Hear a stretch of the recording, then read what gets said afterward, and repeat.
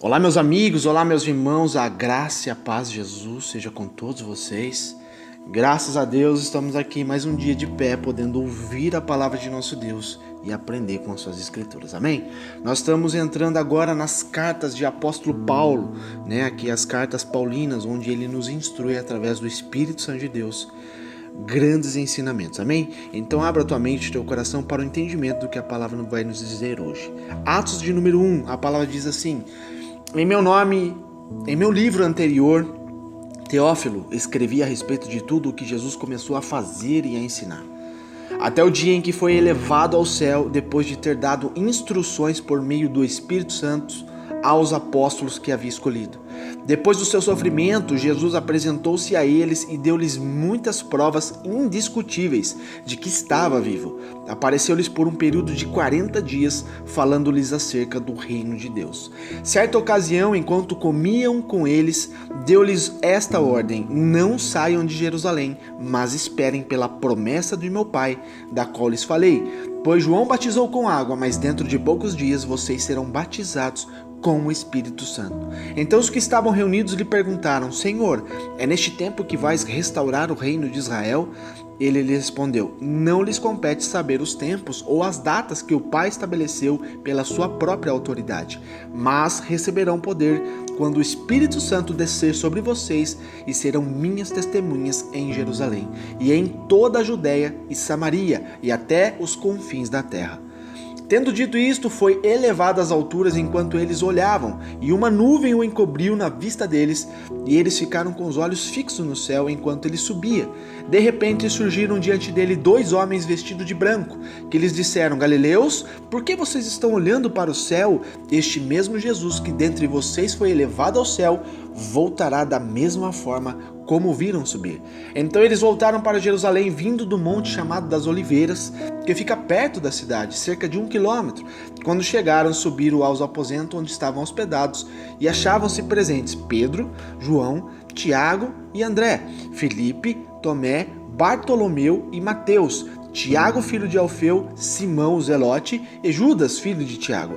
Todos eles se reuniram sempre em oração, com as mulheres, inclusive Maria, a mãe de Jesus, e com os irmãos de Jesus. Naqueles dias, Pedro levantou-se entre os irmãos um grupo de cerca de 120 pessoas e disse: Irmãos, era necessário que se cumprisse a escritura que o Espírito Santo predisse por boca de Davi, a respeito de Judas, que serviu de guia aos que prenderam Jesus. Ele foi contado como um dos nossos e teve participação neste ministério. Com a recompensa que recebeu pelo seu pecado, Judas comprou um campo, ali caiu de cabeça, seu corpo partiu-se ao meio e as suas vísceras se derramaram. Todos em Jerusalém ficaram sabendo disso, de modo que na língua deles esse campo passou-se a chamar Acedalma, isto é, campo de sangue. Porque prosseguiu Pedro: está escrito no livro de Salmos: fique deserto o seu lugar e não haja ninguém que nele habite, e ainda que outro ocupe o seu lugar. Portanto, é necessário que escolhamos um dos homens que estiveram conosco durante todo o tempo em que o Senhor Jesus viveu entre nós, desde o batismo de João até o dia em que Jesus foi elevado dentre nós às alturas. É preciso que um deles seja conosco testemunha de sua ressurreição. Então indicaram dois nomes: José, chamado Barsabás, também conhecido como Justo, e Matias. Depois oraram: Senhor, tu conheces o coração de todos. Mostra-nos qual destes dois tens escolhido para assumir esse ministério apostólico de que Judas abandonou, indo para o lugar que lhe era devido. Então tiraram sortes, e a sorte caiu sobre Matias. Assim ele foi acrescentado aos 11 apóstolos. Amém? Glórias a Deus por isso, meus amados. Aqui começa um grande ensinamento, onde nós vemos aqui a respeito, onde vamos dar ênfase sobre essa ascensão de Jesus. Ascensão é elevação, ele foi elevado aos céus, Então a gente vê claramente que em Atos 1, os apóstolos de Jesus, eles testemunham sua ascensão ao céu. E essa promessa do Senhor é de que, assim como eles viram subir ao céu, também enxergarão ele voltando para buscar a tua igreja. Meus amados, é claro que Jesus está nos ensinando. Ele subiu ao Pai, mas ele vai voltar. Amém? Então nós vemos que em Atos 1, após a ressurreição, o Senhor Jesus Cristo deu ordens específicas aos apóstolos para que permanecessem em Jerusalém, só devendo sair de lá após serem totalmente revestidos com o poder do Espírito Santo de Deus. Os apóstolos obedeceram e testemunharam coisas incríveis, né? E uma delas foi essa ascensão de Jesus Cristo ao céu, coisas maravilhosas que eles avistaram junto com Jesus, amém? Enquanto o Senhor começou a subir, a se elevar, a algum momento 2 anjos apareceram ao lado dele, como a Escritura está dizendo, e deram um aviso para eles que estavam enxergando aquilo. Homens galileus, por que estáis olhando para o céu? Este Jesus que foi tomado de vós acima ao céu, assim virá da maneira como viste ir ao céu. Meus amados, cada dia que se passa está mais próximo desta promessa.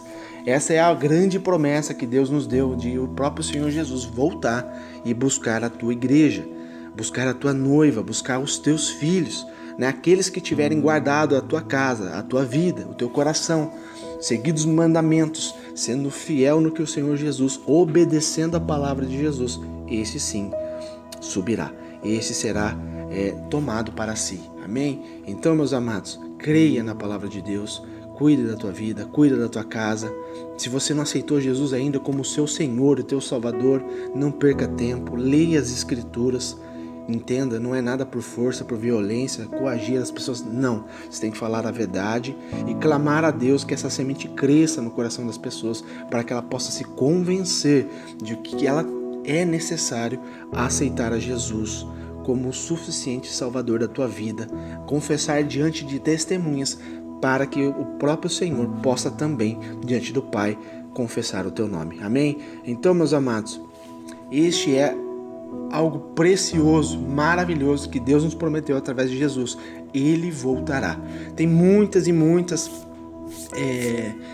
lugares na palavra de Deus que fala a respeito disso, né? Até então, quando Maria viu que o corpo de Jesus não estava mais sobre o túmulo, né, onde João e Pedro correram para avistar isso que foi dito, e ao chegar o lençol que estava envolto no seu corpo estava sobre o chão, mas o que estava sobre a tua cabeça estava dobrado. Isso é um sinal, né, para um sinal judaico, um sinal entre a cultura deles de que ele vai voltar. Amém? Então o Senhor, ele é muito, muito detalhista, meus amados. Se você lê as Escrituras pelos detalhes que o Senhor vai nos trazendo, e você vai ter um discernimento profundo da palavra de Deus. Amém? Então, da mesma forma como Jesus subiu, ele vai voltar e todos os olhos verão e todos os joelhos terão que se dobrar, se prostrar diante da glória e da majestade de nosso Jesus. Seja pessoas que estejam vivas ou pessoas que já morreram, vão ressuscitar e vão ter que se prostrar diante de Deus. Amém? Após isso, Pedro ele assume uma liderança apostólica aqui. Então vamos ver. Pedro, aquele homem que negou a Jesus, aquele homem que se arrependeu de ter negado a Jesus, aquele homem que era chucro, que era ignorante, que era tudo a ferro e fogo, que cortou a orelha de Malco quando foram prender Jesus, e Jesus exortou ele, aquele homem que sempre queria dar, né, porrada nas pessoas, impor na violência, agora ele está sendo um líder, agora ele está tendo a mansidão de Jesus Cristo, o discernimento profundo da palavra de Deus. Olha o que a transformação do Evangelho faz na vida de uma pessoa. A palavra de Deus transforma o homem de dentro para fora. Então isso a gente vê claramente que Pedro está assumindo uma liderança apostólica aqui, desse novo tempo de ministério. Vemos agora uma transformação fantástica em sua vida, onde ele está liderando ali cerca de 120 homens para estarem clamando ao Senhor dia e noite, até que do alto viesse o revestimento, como Jesus havia dito. Então Pedro apresenta aqui a necessidade de nomeação de um novo apóstolo para o lugar de Judas Iscariotes. E após a oração, a direção de Deus, Matias é nomeado. Meus irmãos, nós sabemos que muitos cristãos, muitas pessoas querem fazer a obra de Deus de qualquer forma, seguir o grande mandamento do Senhor de anunciar o Evangelho a todas as nações. O problema não é esse, o problema é que um bom número de pessoas, meus amados, quer fazer as coisas do seu jeito, sem unção, sem direção, ou também não sendo submisso total à palavra de Deus. Então, meus amados, por isso que nós vemos muitos cristãos todo machucado, lacerado. Por quê? Por que acontece isso? Porque não tem um discernimento de que tudo tem o seu tempo. Se Deus te chamou para fazer algo, entenda que você está num processo, uma lapidação para que você seja capacitado para você fazer algo. Aqui, aqueles discípulos acompanharam todo o ministério de Jesus ao lado dele. Eles aprenderam coisas valiosas, coisas profundas, mas ainda não havia sido totalmente revestido do poder de Deus.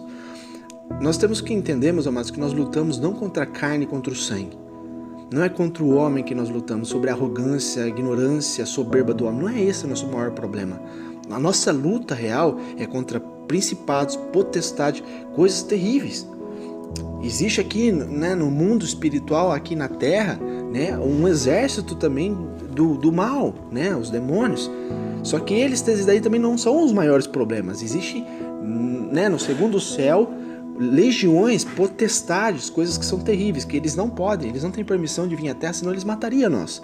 São anjos, né, demônios mais fortes do que os que estão aqui na Terra, que comanda esse exército que está na Terra. E nós, meus amados, para lutarmos com a palavra de Deus contra essas coisas, nós temos que estar revestidos de poder, o poder de Deus. Então isso leva um processo.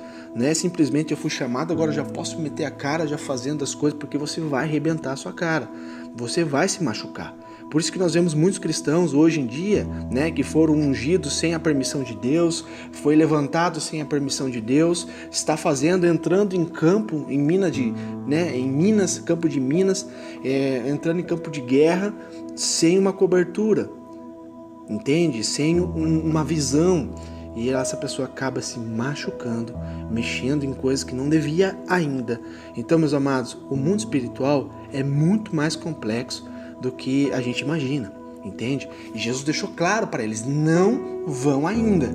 Fiquem, porque dentro de alguns dias vocês receberão o Espírito Santo de Deus e, né, essas armaduras, esse revestimento, para aí sim vocês poderem ir pregar o Evangelho. Então, meus amados, nós vemos aqui em Atos 1 que os apóstolos conseguiram resultados incríveis em seus dias, principalmente por causa da sua disposição e submissão à direção do Espírito Santo de Deus. Meus amados, tudo que nós formos fazer para o reino de Deus tem que estar na direção do Espírito Santo de Deus. Se não estiver na direção do Espírito Santo de Deus, você vai se machucar, você vai fazer coisas que não deve, né? Você vai arrumar problema para a tua cabeça.